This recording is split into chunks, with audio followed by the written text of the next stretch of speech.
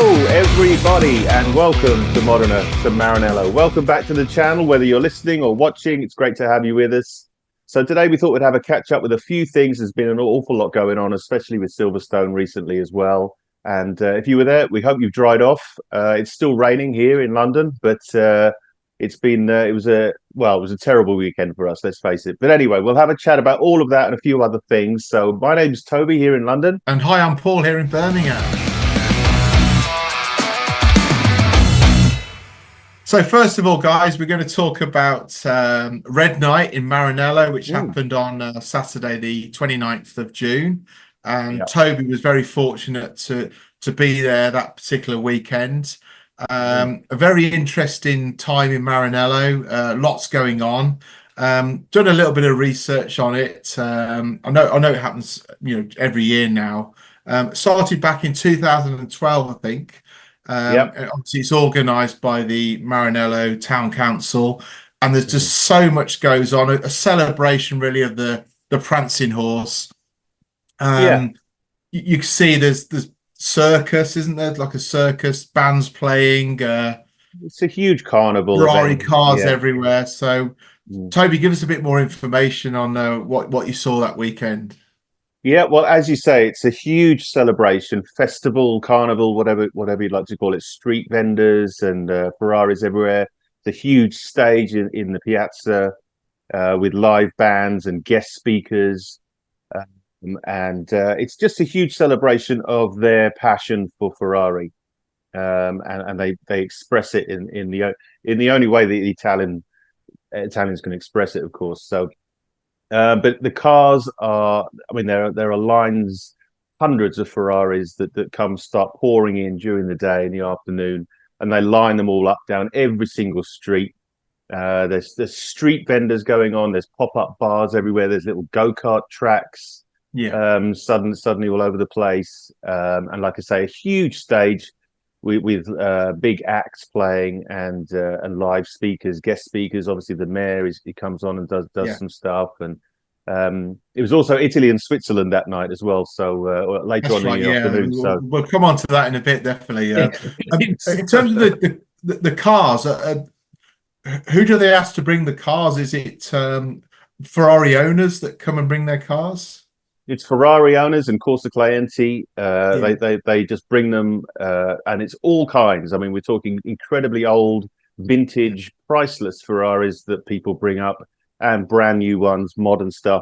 Anyone. I guess you just have to book your place and you turn up, and the streets are lined with them. They're sort of jam packed coming in, and they're parked in an orderly fashion up all the streets. They also open up the factory, so you can walk straight through the gates, right up, whether it's in the wind tunnel side or the old gates, and you can walk in and see a whole ton of stuff, the new building, and on all the way into to some of the F1 stuff. Like it's absolutely outrageous, the amount of access, and just the sights you see, the people you meet, the atmosphere. There was a huge water display. I think it was the biggest display in Europe, I was told. I'm not sure if that's absolutely true, but it was huge, and it took up the entire car park of the museum there.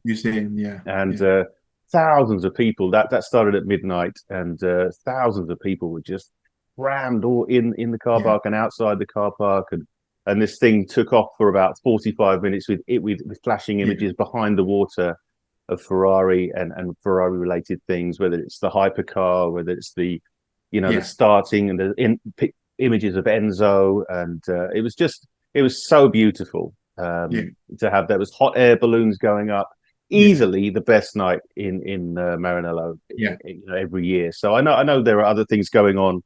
Family Day was there, I think the week before, which is great, of course, but it really doesn't shine a light on Notte Rossa. So. And it's not just me saying that. It was locals who lived there, employees. They were saying, "I'm so glad you're here because this is easily the best night." And just DJs on all over the place, loud music. Bars stayed open until 4 or 5 in the morning. Poor old Massimo was absolutely shattered. He had his entire family helping him out, and they were just like at the end of the night, just like, that's enough. Like 5 o'clock. He told me he sold out of everything. So Yeah. incredible. Well, Just but fantastic. That's great to hear, isn't yeah. it? And things are dotted around quite a lot in the town, so to speak. Not everything's just together, is it? You may walk down a Mhm. little bit and find something else going on down the road. Is that right? Yeah, absolutely. They give you a huge street map, and Yeah. there are different things going on in different places. So whatever you'd like to check out, and they say it starts at 8 o'clock, I think, but Yeah. really around 5 or 6 things start kicking off, and music's happening, and Yeah. vendors on the street, and different displays of Right. various sports cars, and there are even some Mini Coopers there, which was making me laugh. I didn't understand what that was Oh, all wow. about, but Bit of British there then. absolutely, I think it was called Yeah. the British Corner or something, So which everyone was making fun of me for, That's of great. course. But I guess lots of people come from all over Italy, I guess. I know you obviously coming from Mhm. the UK to see it, but for Yeah, the night, people probably travel to it. And I bet, yeah. where does everyone park and everything? Well, that's it. It Must is be crazy. crazy. Like Yeah, it's all the back streets, all the residential areas yeah, are yeah, absolutely yeah, jam packed with cars, and I think a yeah, lot of people get buses in as well. yeah, But it's absolutely crazy. All the hotels are sold out, all the yeah, Airbnb and anything local, anything walkable, of course. yeah, But there were thousands of people there. yeah, You could not move yeah, down some of the streets, out the piazza, out of that area. You could not yeah, walk around the roundabout there, all the way down to the entrance. yeah. It took about 20 minutes to get from, Yeah. one Well, I suppose section to every the other. year it's getting more known and more Mhm. popular, Yeah. and more people are going to be I mean, visit. Yeah, it's pretty crazy because I was talking to people about it, and I said, it's not that well advertised, really. Like, no, no, unless someone no, really tells you about it, or no, people, that they don't. It's not mentioned. It's not in newspapers. It's not. no. It's not sort of sold as a selling point for the city. Um, so yeah, I think it will become more and more, Yeah, and they'll have to figure that out because it was already yeah, jammed yeah, when we were there. So, yeah, but yeah, it's incredible night, and I'm so glad I did it. I have, as you know, Paul, I have so much footage, so much beautiful yeah, footage to which I'll be uploading for yeah. people to enjoy over the next couple of weeks. But I'm just sorting through it. I don't just want to sort of chuck it up. No, I want to have something special yeah. to put up there that That's means great. So obviously, people listening or watching this channel can, in the next sort of few weeks or so, what we're talking about, you'll be able to see a lot of what Toby saw on the something. evening. So that'd be great to see. Yeah, yeah. It's honestly, it was. I mean, there were so many highlights, but an absolute thrill to walk into those gates and under Yeah, this sign you can see above me. I mean, I actually took that yeah, picture from just underneath it, yeah, and just to walk under that and through and into various other things was just outrageous to yeah. see. I mean, that's great. They open that up for the public, isn't it, for that Yeah, particular night, just yeah, so you can, normally obviously it's barriers up, it's closed. yeah, Probably alarms absolutely. will go off. People will be jumping out. It's just great that you Mhm. can have a wander around in the middle of the night and have a Yeah, look at the yeah. inside of the factory. Obviously not inside, but inside the actual area of the factory is. Yeah, I mean the factory tour is family day and the factory tour, all that stuff is great to see inside, but Yeah, this is a completely different thing. It's very passionate, very personal, and it's like I say, it's just a celebration of the city for the love and yeah, respect of yeah, Ferrari and yeah. Enzo. So, Yeah, and and it's there are obviously things that go, giving back to the public, isn't it? So sort of yeah, exactly, exactly, because yeah, the town is just so popular because of this Mm. Ferrari, isn't it? And Yeah, people are coming there, flocking there day by day mhm. because of Ferrari, and Absolutely. they're just it's great to see them celebrate it and just I guess give something back to everyone that makes that They effort. I suppose. So, Yeah, I mean they embrace it 100%, yeah, and yeah, like I say, it's I will absolutely be going back to that every year if I yeah, can because yeah, it's just incredible, and I met some amazing people. Some people from the UK were there yeah, that I met, and just everybody. There were factory workers there that we were all celebrating with. They were all out yeah, having a great time as well, and some friends that I've met there. So it was just great to all be together to celebrate it. But yeah, you should go, mate. You've absolutely got to go.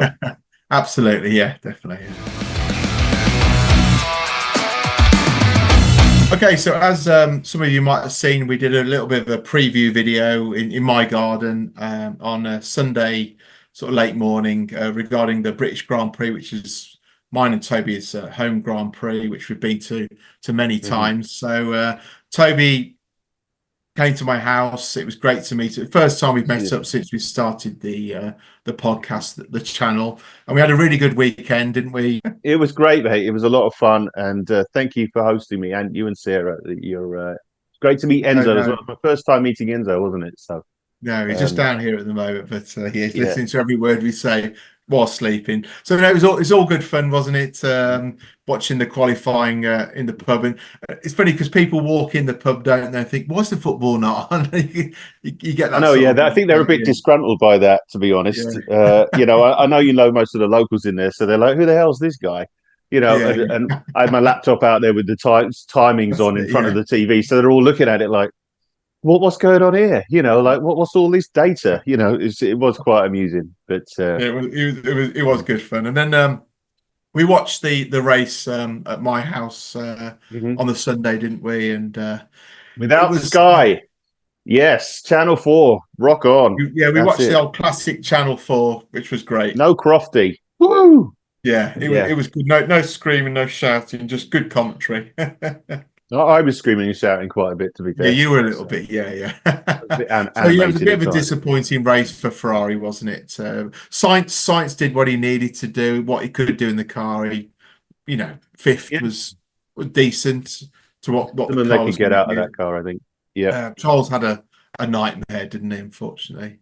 Oh, you know what? I don't know what's going on. You're absolutely right. I mean, you're very polite the way you put that. But he's had a bit of a nightmare. I mean, obviously Monaco being the exception, but he's had a bit of a nightmare recently in a few ways. So I know the car updates are not working at all. No. And he's been quite vocal about that, hasn't he? About how things aren't working out for him. Yeah, he's getting very frustrated, obviously, especially probably seeing Lando Norris really competing with Max, because he presumes it should be him. Yeah, well, it should be. It should be him. Yeah. But he wants to fight it at the front. And I think he also knows that there's a great possibility with the Red Bull not being as strong as we presumed it would be. I think the Red Bull is still as strong as it was. It's just everyone else is catching up now. I think the McLaren have caught up, and I think clearly Mercedes have had a step forward too. So, I'm not. I think if there was another 5 or 7 laps, maybe not even that, I think Max would have had. I think he would have won that race. But despite that, Mercedes are going away again, as are McLaren going away again. So it looks like a 6-car fight, really, doesn't it? Yeah, I mean, after Monaco, we looking at the point scoring, we were not far away from Red Bull, and we thought, never know. It was just all this hope. People going, oh well, we're the constructors, we're going to be fighting if we win every single race, and blah blah blah blah. And it's like that immediately came crashing down. In Canada, with now we've got double DNF. We've got McLaren right on our tail, who have got the upper hand at the moment, haven't they? They're only 7 points behind in the Constructors' Championships at the moment. I think we're done this season. We might as well just park the cars and just watch, as far as I'm concerned. It just seems like a bit of a disaster again. But I mean, as far as Charles's headspace, I don't know what's going on with that. I really want to see him improve. I do love Charles, but it never really seems like he improves much. And I just want him to actually sort his mistakes out and try and get on top of the car and at least be equal to Carlos. Well, up to Monaco, obviously he had that sort of where he was, sort of so strong every race, reliability. Always first, second, third, or fourth, and he had that real, the only one that was finishing every race within the points, etc. And then suddenly after Monaco, we got the double DNF. Canada never happened. Spain, I think it was fifth, And then, Yeah. Austria and Great Britain just fell away, no points at all there. And No, and no, it's also now, I horrendous. mean, Carlos is only 4 points behind Charles in the driver Yeah. stand. So if you look at the percentage that he lost in Saudi Arabia, not being able to race, Mhm. obviously that particular weekend, it Mhm. probably would Science would probably be in Yeah. front of Leclerc now if it wasn't for that particular For race. sure. And I was reading the other day that Carlos, it finally came out that Carlos was very upset that Ferrari let him go, and Charles was shocked that they Yeah, made that decision. yeah, And that's obviously going to play into how he drives this season. Carlos is driving for his career, and he's going to go for it, I think. Um, so, yeah, you know, Charles is just faced with yeah, another disappointing season of car, yeah, not yeah. failures, but just bad updates, bad strategy calls, and his headspace must be like, Yeah, I and can't be obviously bothered with this. it's unsettled Charles with Hamilton coming, I guess, then as well. He's got that unsettledness moving forward to next year, thinking, well, Hamilton's Yeah, coming, Science is going. So he's yeah, unsettled as well in that respect, I feel. Knowing yeah. how's things going to pan out for him within the team with Hamilton there. So yeah, Yeah, who knows? I mean, we just have to wait and see how that unfolds, of course. But I just hope there's some improvement soon to at least have him fighting for podiums again. yeah. Hope the updates work, but I don't think there are any updates coming anytime soon. No, it So looks like put up with the with the pain. updates not working, there's not any coming up very soon. So it looks as if we're falling behind with Mercedes Yeah, and McLaren taking a I step think forward. didn't they go back to the Imola setup this weekend or last? I should say last weekend. I think they went back up to They Imola. were looking at different setups because they realized it Yeah, wasn't working. Yeah, definitely. Yeah, just not good. But anyway, talking of challenges, of course we've got Ollie Behrman coming in for Haas, which is great, really yeah, great signing. I'm very happy for that. But you and I had a bit of a chat over the weekend about how we've seen these drivers have these amazing one-off sort of test yeah, drives, if you like, yeah, emergency step-ins, and yeah. then things haven't panned out as quite as well as we'd seen them or hoped. And Nick De Vries No, being a prime example Ollie of did that. so well in Saudi Arabia. It was, a difficult track, no preparation. Unbelievable. Get the result he got was absolutely mind blowing.